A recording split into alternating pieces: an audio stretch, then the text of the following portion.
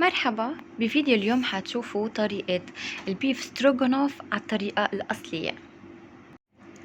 بدنا اللحمة تكون لحمة ستيك حصرا، ونقطعها بهذا السمك، ولا أسمك ولا أرفع. حنحط لها رشة ملح ورشة فلفل ومعلقة كبيرة من الطحين الدقيق، ونقلبون.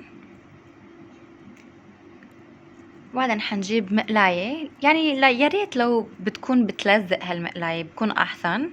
وحنحط فيها شوية زيت زيتون ومكعب كبير من الزبدة، وبدنا نسخن المقلاية كتير منيح. بعدين مننزل اللحمة ومنحطها على كل وجه تقريبا دقيقتين مثلا،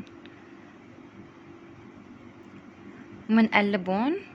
وكل ما يتحمر شي منشيله ومنحطه بعلبة ومنسكر عليه. وبعدين بنفس المقلاية بدنا بصلة كبيرة كبيرة كتير مقطعة ناعم كتير، حنقليها. وبس تتقلى مننزل عليها معلقة صغيرة من الثوم الفريش. بس تتقلى وتطلع ريحة الثوم مننزل عليهم المشروم ومنقليهم لحد ما يتكرمل البصل مع المشروم ويعطينا الطعم المسكر الفظيع تبعه. وبعدين مننزل عليهم كاسة من مرقة اللحمة ومعلقة صغيرة من الخردل، ما كانت تنزل معي وكمان معلقة صغيرة صويا صوص، ما بيأثر بقى غامق ولا فاتح. هلا بقى منظبط الملح ومنحط رشة فلفل كمان ورشة زنجبيل مهمة كتير، ورشة محترمة من الزعتر وكاسة كريمة. نقلب كله مع بعضه.